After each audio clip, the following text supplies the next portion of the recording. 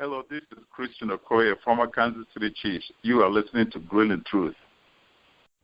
Welcome to the Grueling Truth NFL Draft Preview Show, brought to you by Gridiron Mo. Gridiron Mo is an interactive football app where you get to call what you think the offense or defense should do during a live NFL game and see what all other fans have called also. So check out Gridiron Mo at www.gridironmo.com. I will be the host for the draft show, Mike Goodpaster, and I want to welcome in my co-host, Mike Cannon. Well, good evening. How are you doing this evening? All right. You still got the coolest last name for a football announcer, so... Well, it was given to me. I didn't earn it. I don't know what that means in football circles. Oh, well, what the hell? As long as you got it, that's all that matters. We're going to be on here weekly up until the draft to break down two divisions, one AFC, one NFC. Every week, just go through what the teams, what happened to them in free agency, what we think they may be looking for in the draft by position. So we're going to start off tonight with the NFC North and the AFC North. And we will go to the AFC North first, and we will start off with the Baltimore Ravens. Mike, what's your research showing you about the Ravens? Well, I think the Ravens really were transitional. I think if we looked at them a couple of years ago, everybody talked about Ozzie Newsome in his front office. They made all the right moves, and unfortunately, all the right moves cost them a lot of money, and they had to move a lot of players, especially on defense. And unfortunately, what they've done is they've really crippled the team. They do have some talent, but as they showed last year with injuries and things of that nature, with notably Steve Smith, this team has no depth whatsoever. The cupboard is bare. I think one of the biggest issues, especially in the division, where they have to play two teams that can throw the ball down the field, in the Steelers and the Bengals, they have got to draft two cornerbacks in this draft. Jimmy Smith, he was banged up. They re-signed Sharif Wright. They're going to have to go early and really focus on cornerback. And in addition to that, speaking of throwing the ball down the field, they have an aged receiver in Steve Smith. They signed Mike Wallace. Take that for what it's worth. He's the highest paid cut receiver in the NFL. I think there's a lot of value in later rounds and wide receiver. And in addition to that, they have issues keeping people off of Joe Flacco. I think this year he probably was sacked more times in his career. So they've got to work there. On the defensive side, inside linebacker depth, defensive end and stuff like that, they have a lot of needs. I think this draft will be a good one for them. Great value at offensive line, great value on defense. And if you're going to draft cornerback and safety in this draft, you're going to have a bonanza because you can go late as fourth and fifth round and pick up great value and pick up great depth. Yeah, and you look, one of the signings, they got a couple signings I think were pretty decent. I think Ben Watson at tight end is all right. I really like Max Williams, who they had last year. He didn't do a lot, but I think a lot of that had to do with their quarterback situation with Flacco getting knocked out. They picked up Eric Weddle from the San Diego Chargers, which he's a solid player. But like you said, defensively they need help. I mean, last year they ranked 8th in the NFL in defense, but the problem was they had no game changers. I mean, I think they were last in the NFL with 6 interceptions. They had 37 sacks, which was down from 49 the year before. So I think they're kind of caught here. And, I mean, picking number 6, they're going to be able to get a Jalen Ramsey or a Miles Jacks. I mean, they're linebackers. You got Joey Bosa, DeForest Buckner, who are pass rushers. So I think it's just, Corey, it's going to come down to what do they value more, the corner. I mean, and really it's safety even, Eric, where Weddle's a little bit older. And, I mean, their problem right now is they got so many spots. Even if they fill them in, they're not going to have a lot of depth, which I think if you look at a team like the Bengals, I think their one advantage has been the depth where they've lost a couple players, but they've got a couple of guys that are already there that can fill in. I don't think the Ravens are like that. But the one thing about Baltimore is as long as Harbaugh's coaching them, they're going to be competitive. I mean, last year they lost 9 close games. I mean, they gave people trouble with terrible quarterbacks, actually won some games with some bad ones. So, I mean, overall, I would say you still have to watch out for them just because of Harbaugh, but they have a lot of needs to fill. Well, and I agree, and they always rank high in defense, and it depends on what you want to look at. Anytime I look at NFL rankings, I take a look at defensive scoring and offensive scoring. And they were 21st in the league in scoring defense, and that's points given up per game. So you can stop people all you want, but they were giving up 24 points a game. And giving up 24 points a game, if you take a look at the division that they play in, and also the top tier of the AFC teams just to get in contention for the playoffs, there's not a lot of room to give up more than 20 points. You have to be at 20 or under really to get in the top 10. And I think you're absolutely right. They have a lot of needs. They are a well-coached football team. I do think it's going to take 1 or 2 more years for them to recover from the salary cap issues that they had. And I think if they can shore up the defensive secondary, and you mentioned it perfectly, they lost a lot of close games, and the reason why they lost that is because in crunch time, you could throw over top of them, and they could remedy that situation this year. All right, so we'll move on to the defending AFC North champion, the Cincinnati Bengals. What's your take on the Bengals? Well, I think if you take a look at the roster, and you mentioned this, once again, all the pundits, and I'm not one of them, and for full disclosure, I am a Bengals fan. I will say this. The Bengals will have, once again, one of the deepest rosters in the NFL, and I think everyone wants to focus on getting 2 receivers. We lost 2 very productive receivers. I think if you take a look at Andy Dalton of 3 years ago, he did not have Marvin Jones and Sanu on the roster, and they still went to the playoffs. I think, once again, we take a look at the depth that got changed right, and Mario Alford, although we don't know what he's going to do, I think he's going to play a pivotal role. I would think that the Bengals will go and do something that they have not done traditionally in the draft, and that is go with a defensive tackle or a rushed defensive end in the first round. Michael Johnson came back. He was not as productive as he was previously as a Bengal. Margus Hunt, I don't think he's going to make the team. I think he will be cut. So there will be some need there, and I think there is a tremendous opportunity in the first round to get a run stopper to replace Pecco. Of course, we've lost Wallace Gilberry, whose production fell off. There's an area for need there. And I also think there's value at wide receiver. They don't have to go in the first round and reach for somebody. They got Sanu, I think, in the 3rd, Marvin Jones in the 5th, and I think that trend's going to continue. So those 2 areas for me are key. And as usual, the Bengals were one of the most active free agent signers in the NFL, in the fact that they re-signed, I believe it was 7 of their own players to contracts, keeping good players, keeping the depth. So I think the Bengals, once again, they can do pretty much anything they want in the draft to keep the program moving forward and keep getting good playoffs every year. Well, I think the one thing the Bengals have done the last 5 or 6 years, they drafted a lot better, really in their history, is to just take whoever the best player available is. I know people freak out about Sanu and Jones being gone, but let's face it, there are 3 and 4, our number 3 and our number 4 wide receivers, because Eifert's really number 2 with A.J. Green at 1. They have some depth at tight end. I'm not sold on Alford being able to play wide receiver all the time on the field. I think he'd be a really good return man. James Wright's all right. I think they are going to have to draft a wide receiver. Don't think it necessarily has to be in the first round. But I would really like to see Will Fuller here from Notre Dame if they had a shot at him, but I don't know if he'll still be there or not.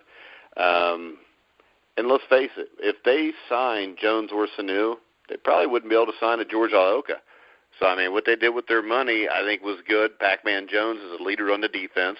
I know people talk about the Way Acts, but still 2 15-yard penalties in 5 years tells me that, you know, that was more of an aberration what happened in the playoff game. I know he does like to jaw a little bit. But overall, I think the biggest addition for the Bengals is losing Andre Smith. I think, and I like how you worded that. I think you're absolutely right. Obagahi, whom they drafted, hurt, came on at the end of the year, and he kind of was under the radar a little bit. They brought him in. As usual, Smith was banged up. And if you take a look at what the Bengals did last year, first 2 picks, they take tackles.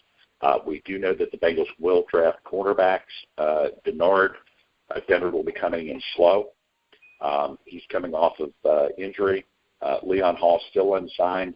I think depending on how the draft goes, they might bring him back to a veteran's contract through camp. Of course, they could cut him before camp and not have anything to do. So I think you're absolutely right. With Smith being gone, of course, he went to the Vikings. He went up there with Zimmer. The Bengals, and this is an unusual year for them. Normally they have a number of compensatory picks. They usually have 9 to 10 picks per year. This is the first year in a long time they only have 7 picks in the draft. So it's going to be interesting to see how they play that. They don't have a draft pick or two to give away this year. Yeah, and I think you also will look. I wouldn't surprise me to pick another offensive lineman or two. I would love to see him get a real center instead of what we got. I mean, instead of what they got. We both sound like mouse here, right? We got a mouse in our pocket. But I think right now, if you look at them, they're the best team in this division. The only problem is we got to look at them after the draft and everything else that goes with that. We'll look at the team to beat them in the playoffs next, the Pittsburgh Steelers. What's your take on the Steelers? Well, I'll try to be as objective as possible. I've always viewed the Steelers in recent history as simply a core of an apple just kind of rotting away. The defense, they have done nothing to shore up in the last couple of years. Their secondary, they have a great linebacker in Shazier, but Timmons is getting old. They're going to have to address linebacker again. They've got James Harrison, so that's getting very thin. They've got good pass rushers. The good thing for the Steelers is, once again, this is probably going to be one of the greatest defensive drafts we're ever going to see.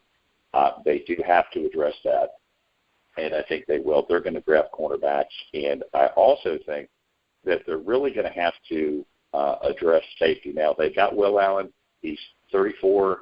I think they've re-signed Robert Golden. So on defense, they're going to have to make some moves. They have a lot of smoke and mirrors on offense. Of course, they've got some offensive line issues. They have depth issues on offensive line. When Pouncey got hurt, their center was horrible. And, when you have somebody who's always been Roethlisberger, you're going to have to shore up the offensive line. But if they don't spend a lot of time shoring up the defensive secondary and making sure that they have replacements at linebackers, I don't care how many points they score, they're going to repeat the pattern of what they always do, and that is get in high-scoring games and get deep late because they can't stop anybody. Yeah, I think one thing they could do to shore up the safety a little bit is they've got, I think his name's Dion or Darren Grant. I think they can move him to safety, which I know they talked about a little bit last year. But, I think that's one thing they could do to try to shore that up. I think this draft for them, I think 90% of their picks are going to be on defense because that's what they need to fix. The offensive line, I know I trashed half the year last year, but they actually played really well the second half of the season. I think the offensive line is well coached, and offensive line-wise, they have issues, but they've probably got the best offensive line in the AFC North, which I hate to say, but they proved it last year. They could actually run the ball a little bit in the playoff game where the Bengals didn't run it very well. So I think they're going to pick mainly defense. So now we will go to the Cleveland Browns, which anytime I say Cleveland Browns, I almost want to just start laughing hysterically. But they do have a new coach, Hugh Jackson. What's your take on the Cleveland Browns? I have to start at the top on that. It'll be interesting to see, especially with a coach like Hugh Jackson, a very good motivator. He can do a lot more with less. I think the issue is going to be, are they going to let him draft the players that he needs? Obviously, they're going quarterback with their pick in the first round. I think it's kind of interesting, though, if you take a look at what they let go with relatively good players. Let Dante Whitman go this week. Carlos Dansby, they've cut him. They have signed some players. Raheem Moore, Robert Griffin. We don't need to talk about that. That was a front office pick, obviously. I don't think it was. I think that was a Hugh Jackson pick. I think it's a good risk. It's not much money, and Robert Griffin, when he was at Baylor, was a pretty good pocket passer. The problem was he got to Mike Shanahan, and all of a sudden Shanahan wanted him running around all the time. I think the question now is just have they totally killed his confidence or not?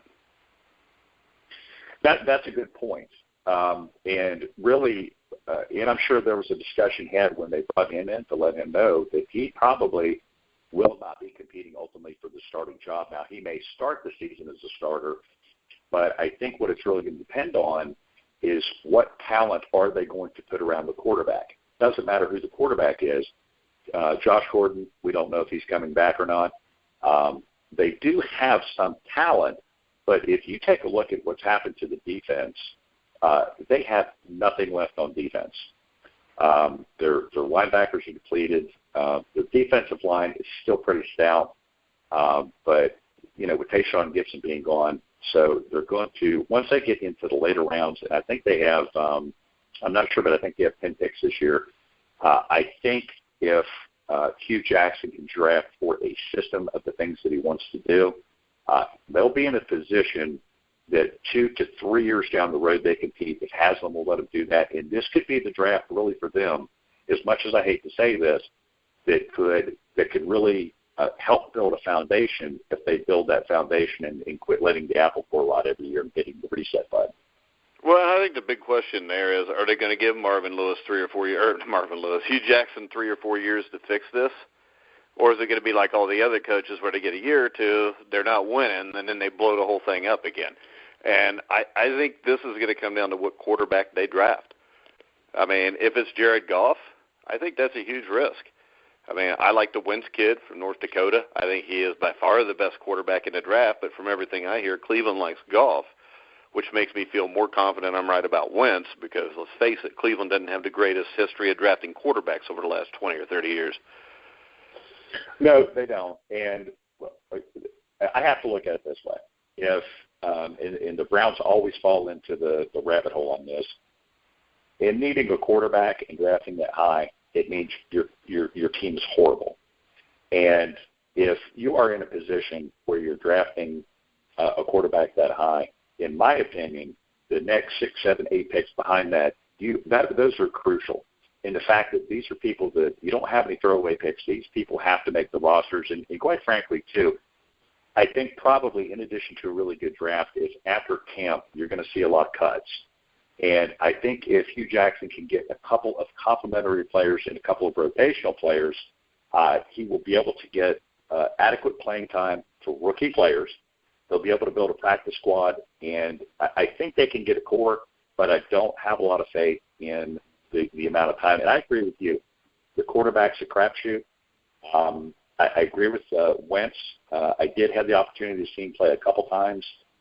He can get the job done, but can he get the job done in a pro-style offense with a really bad team and still have the confidence after his first year? That's going to be the question. Yeah, well, that's always the question with any quarterback. And plus, I mean, they lose Alex Mack, so they've lost part of the line, and the line wasn't that great last year anyways. So I'd say Cleveland has a lot of work to do like they always do. But that'll wrap up our AFC North. Now we're going to jump over to the NFC North, and we'll start off with the Detroit Lions. Well, with the Detroit Lions, they're kind of like Cleveland and Silver to a degree. But they're more up and down. They did, obviously everybody wants to talk about Andre Johnson retiring and then what they're going to do to replace it. Of course, they signed Marvin Jones.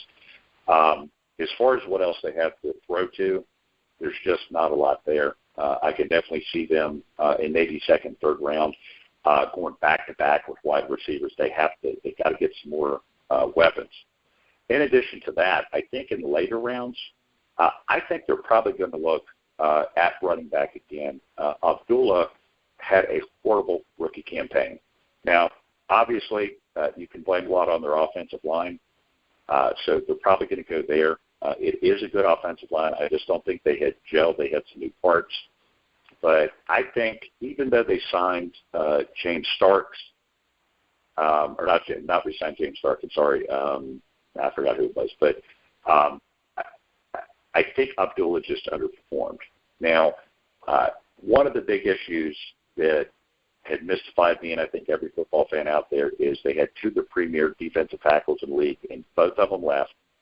and they have done nothing really to replace him. I think their linebacker core is adequate, so they're going to have to go defensive tackle. And I think wide receiver, defensive tackle, if they address those and put themselves in a position to maybe have some of the players that didn't perform well last year, they're going to be okay. I don't know about the organization and how they do drafting. It just seems like they always have some very nice pieces, but it's never a team. And I think this year there's definitely some areas they can improve. They've got to get more weapons to throw, and they've got to be able to stop the run. They couldn't stop the run to save their life. Yeah, I think first round. I think they go with Treadwell, the receiver from Ole Miss. After that, they need a lot on offense and defense. Stafford, I think he's overrated. The thing is this, you get a guy like Andy Dalton, everybody always trashes him. Matt Stafford can't even get to the playoffs. So I think Detroit is in trouble. I don't know what's running that team, but over the last couple of years, they've really went from a very talented team to a team that's not so talented. So that brings us to a team that made the wild card playoffs last year, actually made it to advance to the divisional playoff round. Let's talk Green Bay Packers. The Green Bay Packers are interesting in the fact that they're consistent. They never change what it is they do. They are never active in free agency. I think the biggest signing they've had of late would have been Julius Peppers, of course. He was out of gas by the time they got him, although he is a very serviceable player. B.J. Rodgers has retired. So I could see them fading him back with a one-year contract, but the defensive line is going to have to be addressed because I think from what I understand, they're going to be playing Matthews back to outside linebacker to increase his production. So you're taking one of the best linebackers in the league and you move him outside. They have to get better there. One of the things that I think the Packers need to look to this year, and it's really an overall strategy in my opinion, the Packers have shown over the last couple of years, even when they won the Super Bowl, that they have no depth. If they have key players go down, perfect example is Jordy Nelson. Randall Cobb got a little dinged up. They really didn't have anything off the bench that could at least give you 75, 80% of the production. One of the things, too, that I think is pretty interesting in regards to the teams in the NFC North is that on defense, between the Packers at the top giving up 23 points a game, and if you go to the Bears, they only gave up 20.9 to 21 points a game. There are 2 points between all 4 teams that they give up on defense. They are very close there. So they're not bad teams. There is not a team out there that is scoring a tremendous amount of points. And once you level the playing field with Green Bay not scoring a lot of points, it's anybody's division. And I think if the Packers shore up their depth when they do get injuries, they will take back their dominance over the division. All right. Basically, it's Aaron Rodgers and a bunch of guys, and Aaron Rodgers is usually good enough to at least get to the playoffs. But if you remember, the year they won the Super Bowl, they had like 14 players on injured reserve. Actually made it through there. So, I think their big thing is their drafts the last 4 or 5 years have not been great. And by not being great, I mean like rounds 3 through 7. Rounds 3 through 7 are where you build the depth of your team, where you build your special teams. And, they've been lacking on all sides of the ball except for Aaron Rodgers throwing it. And last year we saw when Jordy Nelson went down, Randall Cobb had some issues, which he has over the last few years. They just didn't have anybody else to step in. That brings us to the team that won the division last year, Mike Zimmer and the Minnesota Vikings. Well, I think with Zimmer, if you take a look at the way the team's put together, he has done what he's always done, whether it be Dallas, Cincinnati. We really can't count the Atlanta coaching job. He's only there for a year. And, of course, going to Minnesota. I call this guy the king of the scrappy.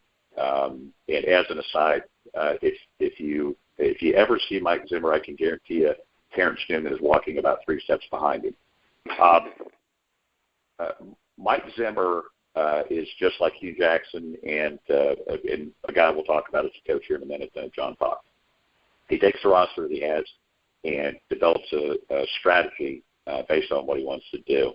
I think the biggest need in this draft, and I don't think you're going to get studs, but I think there's good value, is the Minnesota Vikings need to draft 2 guards. They were horrible off the middle, and Teddy Bridgewater is a little prone to injury. He is still developing, and they are in a situation that they have got to shore up the offensive line. I do think they have to look at safety. Harrison Smith, probably one of the top 2, but he's got nobody next to him, and they are susceptible in certain defenses. And they're a little thin at linebacker. So in the draft, I would not be surprised if they can find value that they go 1-2, just like the Bengals did with tackles last year, 1-2 at guard, and solidify that for Teddy Bridgewater. And also, I think they really have to start looking at what talent is available at running back, because at some point in time the wheels are going to fall off Peterson, and I don't think you replace him with a player that just jumps in after he's gone. I think there's so much value at running back in second through the 4th round that I think you put him on the roster, you take a little bit off of his tread, and you put a new guy in, and I think that'll work for him. And the good thing is, in the later rounds, Zimmer is going to draft situational, rotational players that are not going to play every down, but they're going to see 17 to 25 snaps a game on defense, maybe about the same ratio, and he always finds tremendous value in rounds 4 through 7, and I think he's going to do that again this year. Yeah, and I'll tell you, they need wide receivers, and I think the biggest thing that could take the heat off of Adrian Peterson is they need to let Teddy Bridgewater play. I mean, they put the handcuffs on him, similar to what the Jets did with Mark Sanchez, which the Jets made the playoffs a couple times like that, but eventually it really stunted Sanchez's growth and the confidence he had in himself as a quarterback. And I think that they need to take the shackles off and see if Teddy Bridgewater can be their franchise quarterback or not. Well, I think this was kind of an interesting move, which I don't think they're going to address in the draft. The Patriots got Martellus Bennett, and the Bears got a 4th-round pick. They gave up a 6th, got a 4th. They signed Zach Miller, and they re-signed Zach Miller and Rob Hausler. So I think they're happy with the relationship there. You're absolutely right, though. As far as wide receivers, excuse me, I was looking at a different thing. If you take a look at what they're doing as a core, they'll do it well. And the wide receiver thing, do you think, Mike, that they're looking for somebody that they can plug and play and stick them in immediately? Do you think they've got enough depth somewhere else to work the program? What do you think, if they can't get the wide receiver that steps in immediately, does Teddy Bridgewater improve, or do they move to see if they can get really a stud tight end? What do they do there? I think this. I mean, the best friend to a young quarterback is a stud tight end. Now, the problem is there a stud, or is there going to be a stud tight end in the draft where they're picking? I mean, he needs wide receivers. I mean, they need offensive line too, though. So you can also make the argument, if you don't have the offensive line, it doesn't matter if he's got any wide receivers to throw to or not. So I think they're kind of stuck. But I think also, when we talk about all the holes this team has, the fact that Mike Zimmer had that team in the playoffs last year will tell you how good a football coach he is. It's the old saying, you know, he can take yours, or he can take yours and beat his, take his and beat yours. I mean, the guy's a good football coach, very good motivationally. I mean, you look at what they did when they went to Arizona, who was a high-flying team. Minnesota's not scoring a lot of points, but they're in a 34-30 shootout that they almost win. So, I mean, anytime he's there, I mean, the thing is this, if they give him a couple years and let him build his team the way he wants to, this could be the best team in the North for a few years. Now, that brings us – go ahead. Yeah, well, I was going to agree with you there. And I think if you take a look, once again, with anything that Mike Zimmer's ever done, king of the scrappy once again, he hasn't been given, as a defensive coordinator, of course, now as a head coach, he hasn't been given anything great to work with. So he signs combinations of players that get him to a point, and he understands defensive drafting for situation better than anybody else. He's not interested in getting the 3-down defensive tackle, 3-down linebacker. He's getting a pass rush linebacker, right? And he knows what to do. So if he's got 7 or 8 linebackers that can all do different things, that can cover well, he will draft for that. And it takes time to do that. And I think by the time we get through this draft, I think you're going to see some very solid picks, and you're going to see some solid picks from him. And I can guarantee you this, Mike, they will be ready to play in certain situations this year, and they will play at a high level because he's going to pick kids that are ready, but more importantly, that are coachable, and he'll find them. All right, that brings us to the final team tonight, the Chicago Bears. What's your take on the Bears so far? I tried to have a take on the Bears, but I really couldn't figure them out. And I had actually, when I was talking earlier, I had talked about some of the moves they made at tight end, so I do apologize for that earlier mistake. They re-signed Zach Miller and Rob Hauser, which I said before incorrectly, and they picked up a pick for Martellus Bennett. So they're getting an additional pick there, and I think that was really a good move for them. At running back, they re-signed Jaquise Rogers, who hasn't done really all that much for them. They're in a situation like a lot of other teams, and I'm going to do this again, just like I did with the Vikings. They have got to get 2 new offensive tackles. They signed Bobby Massey. That's great. I just look at a situation. This is not a great draft for tackles. If you're going in the top 10, obviously you've got Lonnie Stanley out of Notre Dame. You've got a couple of guys above him. And I think also they need 2 defensive ends, and here's why.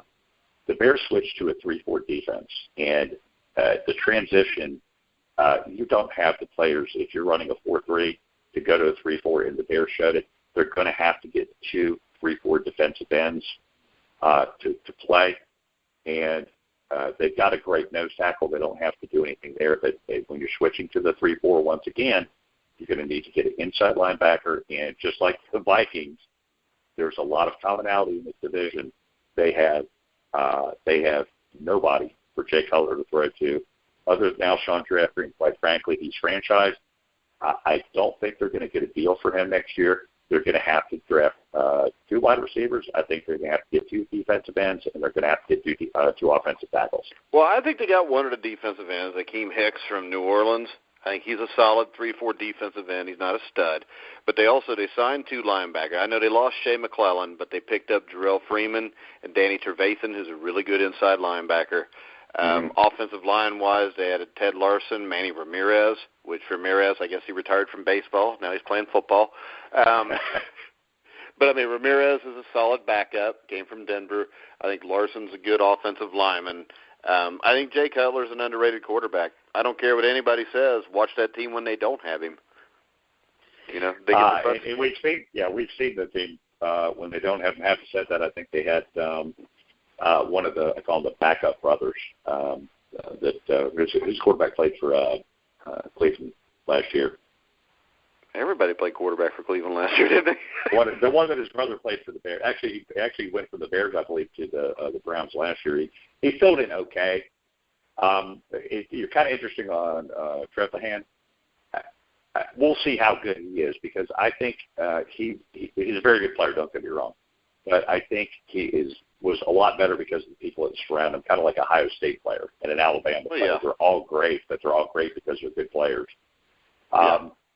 I think the transition is going to be a little bit more defined, and quite frankly, if you take a look at the coaching once again, and that's where it all starts, you're in a position basically where you've got John Fox. He's been successful everywhere he went. Unfortunately, they never let him go one more year than the Super Bowl. If you take a look at where but the problem with that is, and the reason they didn't in Denver, I talked to Gil Whitley, who's works for the Mile High Report out there, and we've had a few former Broncos on our show. The one thing they all say about him is he did, and to me, he reminds me of an exact replica of Marvin Lewis, where he can get you there. But for some reason, he has a hard time with his play calling in the way his teams play tight. He plays it close. I agree. he plays not to lose in a lot of circumstances. He does, and if you take a look at obviously where he comes from, Giants organization and stuff like that, you're not going to be changing the way that you do things. And I agree with what you're saying, but he will get the team where he needs to be. I think if you take a look though with Fox, I'd be interesting to see. I wouldn't consider him a drafting mastermind as compared to some of the other folks, or not mastermind, but really his strong suit is not drafting, it's coaching. And I'm a firm believer in the NFL that if you're a good head coach, that's fine. But you have to identify talent, and that's, of course, your coordinator, scouts, and things of that nature, working with your GM.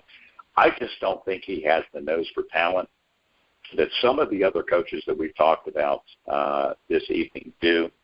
I agree with the defensive positioning you're talking about. I do think they have to get the defensive end, but at the end of the day, if they do not walk away from this draft with 2 offensive tackles that have the ability to play, they might not start, but have the ability to get meaningful minutes, I think it's going to be more of the same old that Jay Cutler's going to get himself killed, and I think they're going to have to get some wide receivers, and if they can get the value and coach them up, they'll be okay. I just don't think Chicago is going to be a very good team this year based on the fact that they've covered spare in a lot of areas. Yeah. I think right now if I had to pick a division winner without a draft, I would probably go Green Bay just because of Aaron Rodgers. But Minnesota's probably the more complete team, and they're a better coach team. Not a big fan of Mike McCarthy.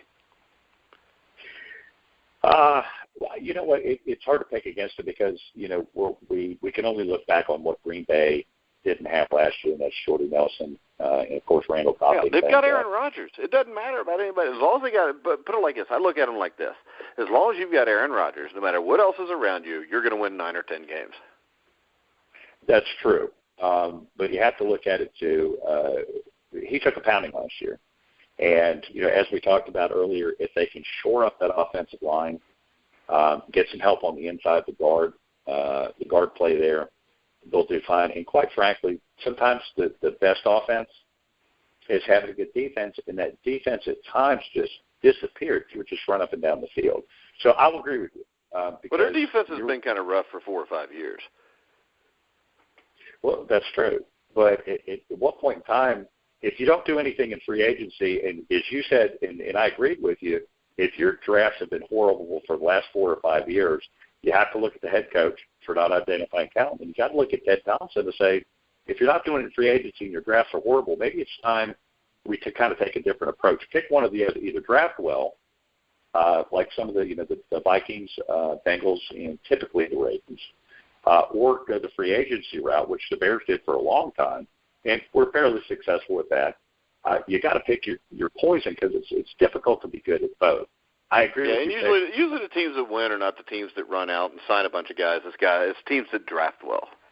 Mm-hmm. Who do you think? And I know this is kind of difficult because of the off year with the Ravens. Is there a favorite in the AFC North that is head and shoulders above the rest as you see it going into the draft now? Going into the draft? Going into the draft. Yeah. Honestly, I'd say the Bengals and Steelers to me are about the same, just because I have huge questions about both teams, about the Bengals' offensive line, and I have a huge question about Pittsburgh's defensive backs and linebackers.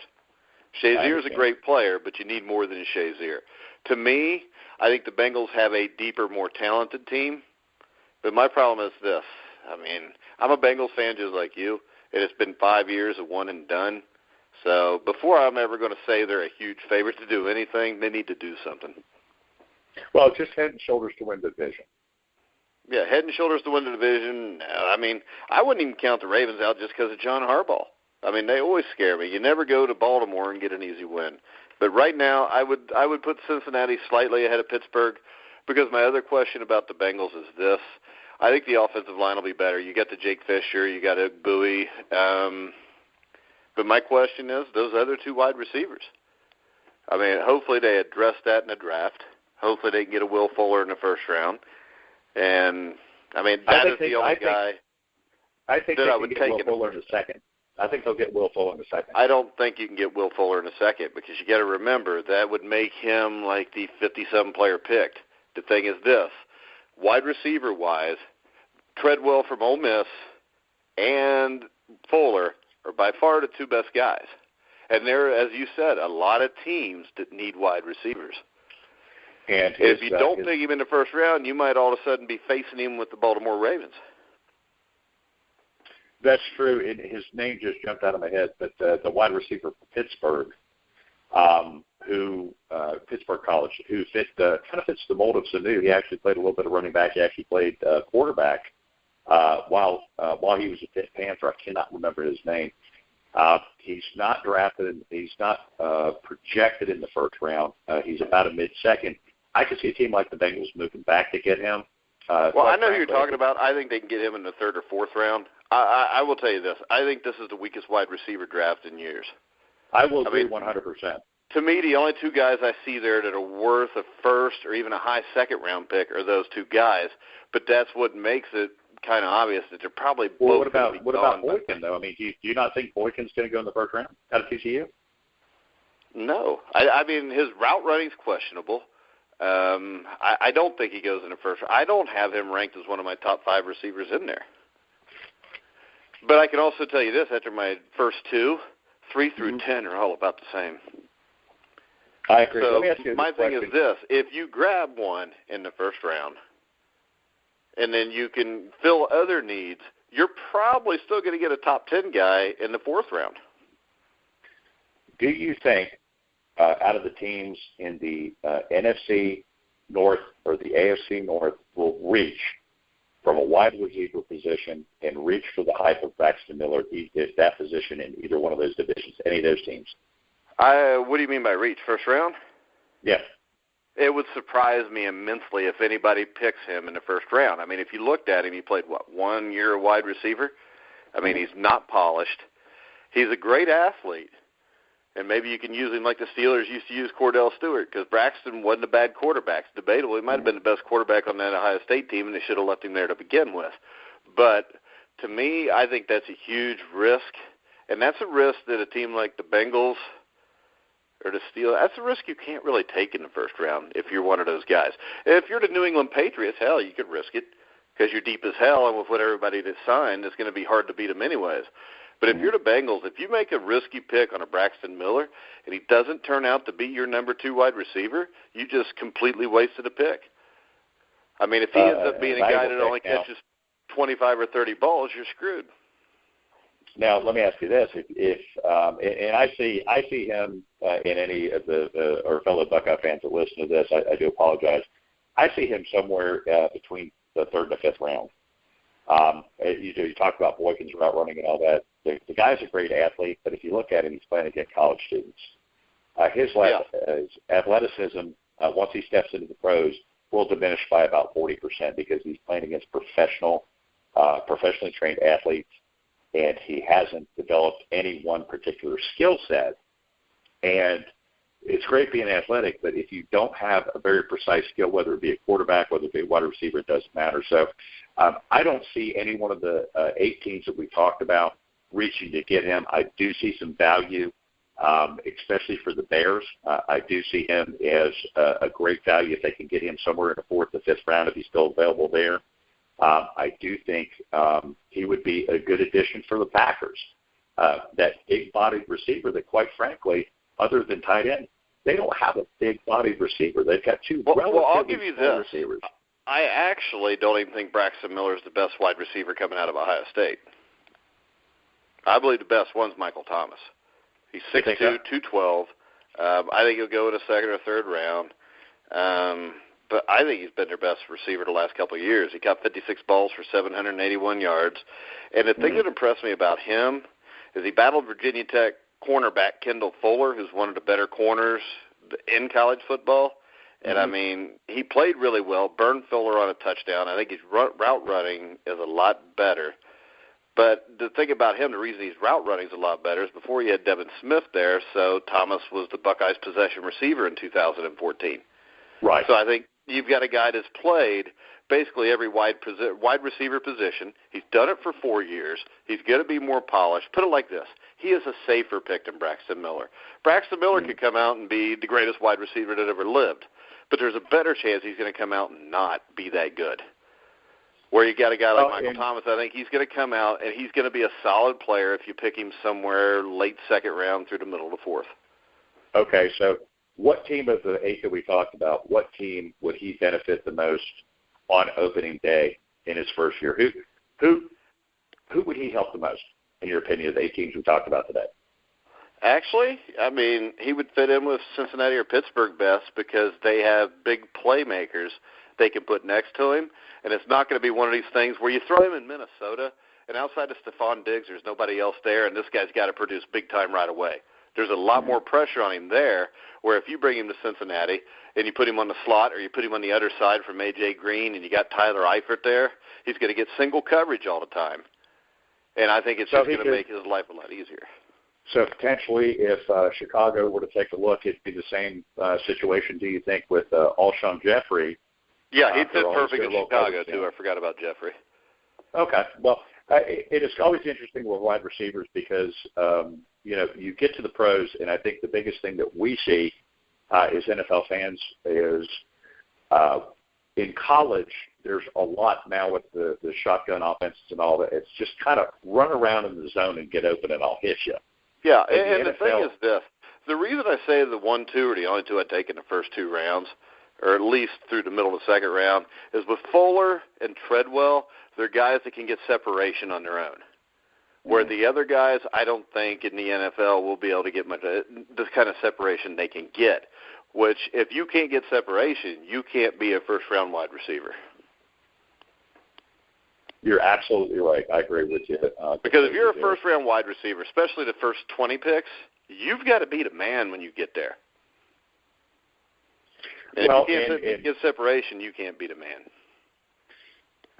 Well, and I think a lot of times, too, I mean, if you look at, historically, and if you go back to what I think, once their career finishes, I think you're going to look at it is Julio Jones, A.J. Green, taken in the same draft. Atlanta tried to move up to get Green, of course. Mike Brown said, now we got our guy.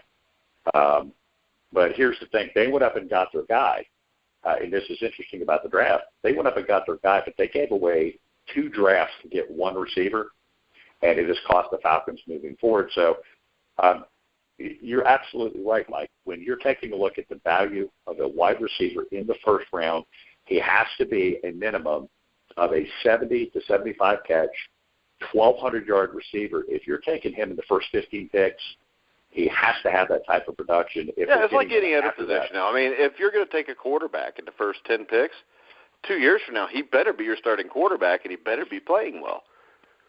That's what you can say about all these guys. So when I look at them position by position, my first question is this, even if it's the guy that I think is the best, can he come in and can he be a borderline Pro Bowler his first year?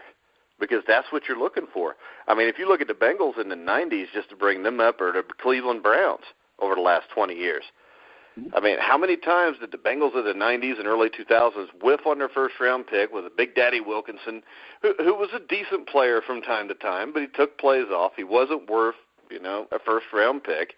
The Cleveland Browns, they pick – I mean, Cleveland's biggest problem is the quarterbacks they draft, the Tim Couches, guys like that, Johnny Manziel, because when you draft a quarterback with the first round, with the first pick, if he's not your franchise quarterback, it sets your team back 3 or 4 years. Well, and I agree with you, but I mean, and I take the stance this way: if you were to put 21 really good players around Josh McCown, Cleveland Browns would be a pretty good team. I think they'd have been better off last year just going with Josh McCown. And I agree, but it's kind of funny what you talk about. Hey, if you're picking a guy in the first round, you want him to jump in there, and you want him to be a Pro Bowl player. But if you take a look at maybe the first 20 picks, but if you look at the teams that were in the playoffs last year, they're not looking for a player specifically. Okay, now if it falls in their lap and they get their guy and